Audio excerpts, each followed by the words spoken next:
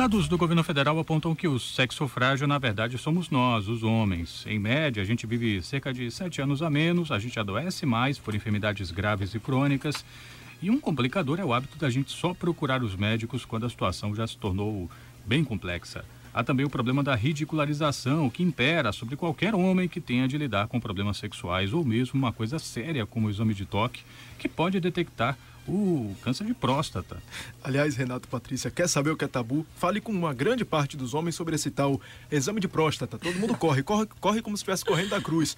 Ainda tem homem que não aguenta também, eu sei disso. Ver agulha, parece besteira, mas tem homem que foge da agulha também. Já vi muita mulher muito mais corajosa que os homens nessas horas. Basta ir numa clínica qualquer aí, num exame desse, que você vê muito homem aí tremendo e a mulher nem aí. E tem outro problema também, olha, além de não marcar as consultas que deveriam ser regulares, aqueles famosos check-ups de início do ano, eles marcam outro compromisso no dia, não comparecem. Quando fazem os exames, alguns não pegam o resultado. Quando pegam, eles mesmos abrem, analisam e sequer levam os resultados para os profissionais. É incrível. Sobre essas coisas, a gente conversa com o médico urologista Francisco Costa Neto. Bem-vindo à Frequência Baiana. Obrigado. Bom, o governo federal chegou a montar caravanas, para as cidades para tentar estimular, para tentar alertar os homens sobre a necessidade de correr atrás da própria saúde, de tomar tenência, por assim dizer. O senhor diria que de lá para cá a situação melhorou alguma coisa? Muito pouco. Na verdade, tem melhorado dia a dia, mas ainda não é suficiente para fazer com que o homem busque avaliação preventiva. Existe ainda esse tabu, é um preconceito imenso e faz com que a gente adoeça mais e morra mais, exatamente por não procurar o médico. Como você falou antes, as mulheres morrem muito menos porque elas buscam regularidade na avaliação preventiva, se cuidam, e nós homens, infelizmente, preconceito não deixa. E o senhor atende vários homens aí nos consultórios da vida, o senhor percebe que eles alegam geralmente para não procurar o médico? É sempre a falta de tempo. Na verdade, o homem se acha ele indestrutível e imortal, né? Então ele acha que nunca vai ter qualquer problema de saúde até que acontece com ele.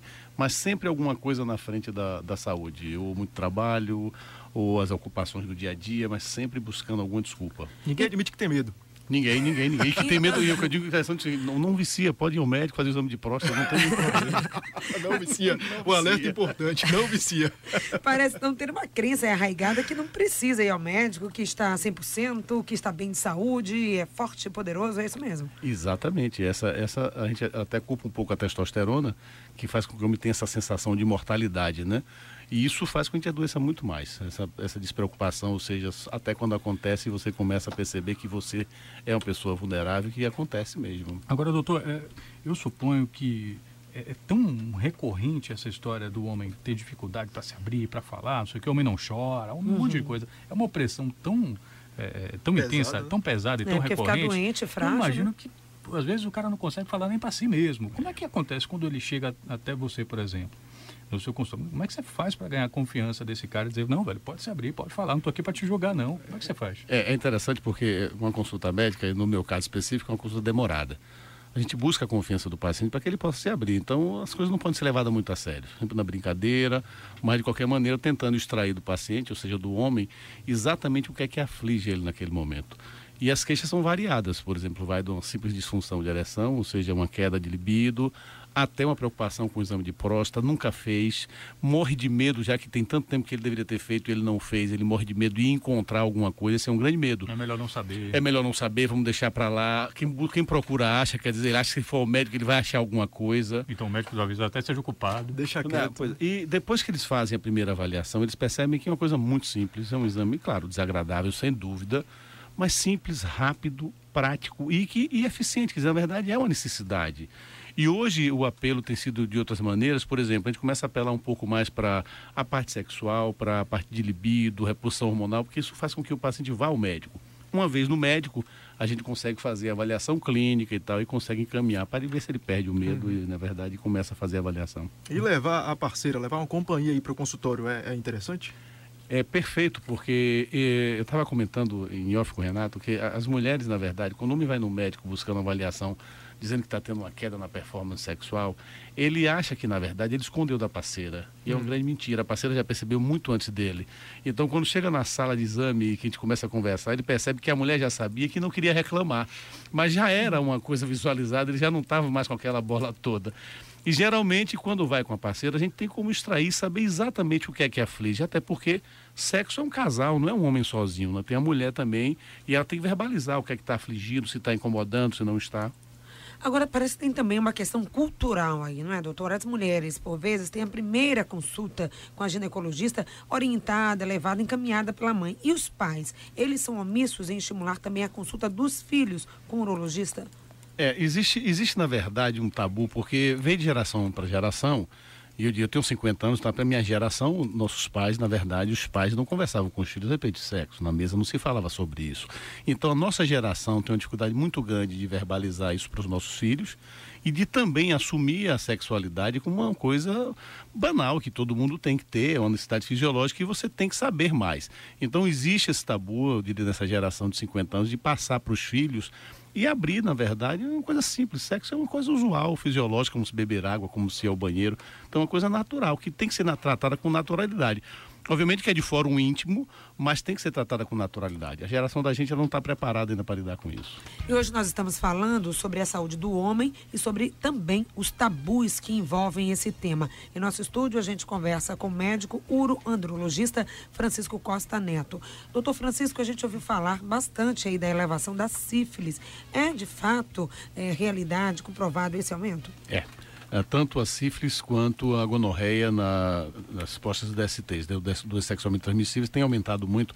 Eu acho que tem havido, na verdade, volto a falar de geração, nessa geração que não tem convivido com a AIDS da maneira que a geração anterior viveu, um relaxamento no uso da camisinha, no uso do preservativo. Tem acontecido agora um sexo mais desprotegido. Eu acho que, como eles não enfrentaram, na verdade, na década de 80, o início da AIDS, então eles relaxaram um pouco e essas doenças estão retornando, sífilis, tanto sífilis quanto gonorreia, por falta de uso, na verdade, de proteção. Depois de tantos medicamentos estimulantes, impotência ainda é um problema? A disfunção erétil é um problema ainda, porque, na verdade, o que se percebe é que os homens têm tido uma tendência a se programar, ou seja, a se exigir como um super-homem. Aquela história de você ser o atleta sexual, o atleta de alcova, você tem que sempre ser o melhor, e isso estimula com que você use essas medicações, que, por sorte, são bem toleradas, mas tem aumentado o consumo, e os homens têm usado, mesmo que recreacionalmente, têm tido uma tendência a uma muleta, uma espécie eu diria, de vício no uso da medicação, para melhorar a performance. Inclusive os jovens, né? Muitos jovens acabam recorrendo. Exatamente. A maioria dos jovens tem começado já, na verdade, as atividades sexuais usando algum tipo de estimulante, que a gente chama de inibidor de fosfodiesterase. Então, esses jovens têm uma tendência, na verdade, a estar sempre usando, porque eles acreditam, é a tal muleta, que as ereções só irão ocorrer naquela qualidade se eles estiverem usando alguma medicação. Então, para não arriscar, como os efeitos colaterais são bem pequenos, eles continuam utilizando a droga de maneira, né, eu diria assim, diuturnamente. Bom, voltando a falar sobre talvez o assunto que acaba sendo mais polêmico, por conta de todas as ridicularizações que se fazem, que acabam de alguma forma estimulando as pessoas a não procurarem um médico, diga-se de passagem. Exame de toque, quando deve ser feito, doutor? Existe na verdade, duas coisas entre a Sociedade Brasileira de Urologia, que determina que a avaliação seja feita a partir dos 50 anos, para quem não tem nenhum caso de câncer de próstata na família, e a partir dos 45 para quem tem caso. A Sociedade Americana de Oncologia, que é quem determina isso, prediz o seguinte: 40 anos, tendo ou não caso de câncer na família, e se houver na família qualquer caso de câncer de próstata, tem que ser feito a partir dos 40 a cada 6 meses. Eu sigo essa recomendação, até porque existe um percentual, 2 a 3% de pessoas de 40 a 45 anos de idade que podem ser acometidas de câncer de próstata. Percentualmente pode parecer pouco, mas numa casuística grande é muita gente que é acometida pelo câncer de próstata. E nessa faixa etária, dos 40 aos 45, eu diria que são os cânceres mais invasivos e mais agressivos. Então, os homens, quanto mais jovens eles tiverem o câncer de próstata, mais rápido e mais agressiva é a doença, principalmente nessa faixa etária de 40 a 45 anos. Então, eu recomendo, respondendo a sua pergunta, 40 anos, a cada ano, pelo menos uma vez, e se houver caso na família, 40 anos e 6 em 6 meses. Pode acontecer de algum sintoma demonstrar que a pessoa deve antecipar isso? Por exemplo, o pessoal com 35 tem algum sintoma e dizer, pô, talvez isso aqui seja eu tendo câncer de próstata mais cedo do que o normal? Interessante, porque o câncer de próstata, Renato, ele não dá sintomatologia. O que dá sintomatologia é o aumento benigno da próstata e que muitas vezes vem acompanhado do câncer de próstata. Quando o homem começa a sentir alguma coisa, ou seja, uma dificuldade para urinar, um estreitamento de jato, levantar muito à noite para urinar, infecções urinárias repetidamente, isso é um sintoma da hiperplasia. Então, quando o homem busca avaliação com sintoma, na verdade é por hiperplasia. O câncer de próstata é um achado acidental. Então, dificilmente ele vai buscar o médico porque teve algum sintoma que esteja relacionado ao câncer de próstata por si só, ou seja, per si. O câncer de próstata não dá nenhum sintoma. Eu queria fazer uma pergunta, fugindo um pouco desse assunto, mas com relação à questão preventiva mesmo, ligada aí à alimentação masculina. Eu não sei se isso está diretamente ligado à questão da classe social ou se é um tema do universo masculino mesmo, né? Essa cultura do homem comer muito pesado, ingerir muita bebida alcoólica, se isso tem mudado também esse hábito ou não, o homem ainda persiste nesse mau hábito, né? De ter uma alimentação pesada, inadequada. Você falou uma coisa interessante, porque a gente não pode mexer na parte de genética, então existe uma associação direta da genética com a tendência a câncer de próstata. Mas a gente pode diminuir as comorbidades, por exemplo, a alimentação, a atividade física. A gente sabe que a dieta muito rica em carne vermelha, em gordura animal, ela tem uma tendência a lhe predispor mais ao câncer de próstata. A falta de sol, deficiência de vitamina D3. Os pacientes da raça negra geneticamente são mais acometidos de câncer de próstata. Daí o interesse, na verdade, que a Bahia faça uma promoção de saúde muito mais específica do que outros estados. Então, existem as comorbidades, então a prevenção inclui não só a avaliação preventiva com o médico buscando avaliação, como também uma alimentação adequada, com uma atividade física e se resguardando, na verdade. Uma coisa que o homem reluta muito é na mudança da alimentação de acordo com a faixa etária. A gente envelhece e se alimentando como se tivesse 20 anos. Nosso metabolismo não é mais o mesmo. Então, nós temos que seguir exatamente esse metabolismo, acompanhando o que é que a gente pode em termos de limitação. O senhor falou agora de metabolismo, eu lembrei de uma coisa que eu não sei se tem muito a ver, né? Estou falando como leigo, a andropausa, né? Muito se fala na menopausa e pouco ainda se fala da andropausa. É importante lembrar disso também. É interessante porque, na verdade, o termo ele é midiático, não é o termo andropausa. Ele foi muito mais inventado, eu diria, para que isso fizesse com que o leigo, o homem, buscasse o médico. Porque a analogia da andropausa seria com a menopausa. A menopausa irá ocorrer com 100% das mulheres. E a andropausa não ocorre sempre com o homem. E não está relacionada apenas ao envelhecimento. Mas é interessante porque faz com que os homens comecem a buscar avaliação por uma queda hormonal. Tem aumentado muito a incidência dos homens em busca, né, dessa avaliação e com uma queda específica de hormônio. A faixa etária hoje ela é distinta. Eu tenho pacientes com 18 anos, com 45, com 50, com 60, mas tem aumentado muito a necessidade da repulsão hormonal. E que é interessante porque muitos homens, na verdade, se negam a fazer repulsão hormonal quando eles não sentem nada. Quando eles já sentem uma queda na performance, uma queda no apetite sexual e na qualidade da ereção, ele está disposto a fazer a repulsão hormonal se houver necessidade. Mas quando ele não sente absolutamente nada e ainda assim precisa de uma reposição, que na verdade é para mexer com o metabolismo e prevenir algumas patologias, ele se recusa a fazer a reposição. Mas é importantíssimo, realmente tem acontecido com muita frequência, a andropausa tem ocorrido. Agora, a discussão é, existe ou não existe andropausa? Eu acredito no termo como mídia porque nem todo homem vai ter isso, mas uma grande parte dos homens está tendo, sim, na verdade, uma queda na produção de testosterona. A gente conversa com o médico uro-andrologista Francisco Costa Neto. Um levantamento atribuído, doutor, à Escola de Medicina da Carolina do Norte relacionou como as principais doenças sexuais dos homens o déficit de testosterona e também o priapismo, entre outras. Eu sei que muita gente não está muito íntima aí desse termo, não. Houve avanços no tratamento dessas doenças e é bom explicar também o que é esse priapismo, que às vezes assusta. Até o nome da doença já assusta, né? Não, houve sim. Na verdade, essa deficiência hormonal, ela é o que você tinha falado antes da andropausa. Eu não concordo, na verdade, na incidência maior de priapismo. O priapismo é uma ereção prolongada, né, por mais de 4, 5 horas. Isso é uma ereção dolorosa e que pode levar, na verdade, à disfunção erétil definitiva.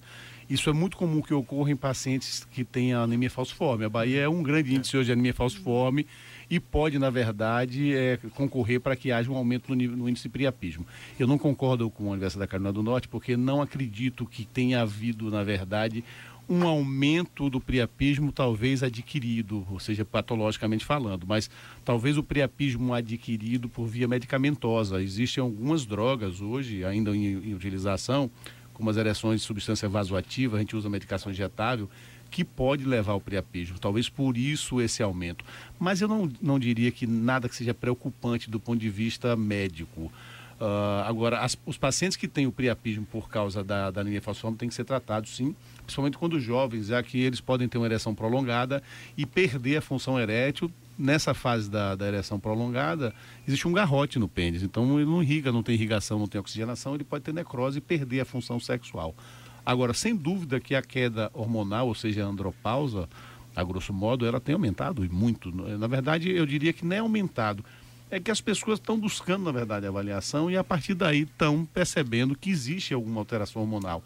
Até o próprio conceito e a própria abordagem médica para se fazer uma avaliação e determinar a repulsão hormonal, ela é muito recente. Eu diria que, por exemplo, eu já faço repulsão hormonal há uns 15 anos com meus pacientes, mas os americanos, apenas de 10 anos para cá, começaram a ter uma visão muito mais pragmática em relação à repulsão hormonal, já que eles associavam muito a repulsão hormonal com o câncer de próstata.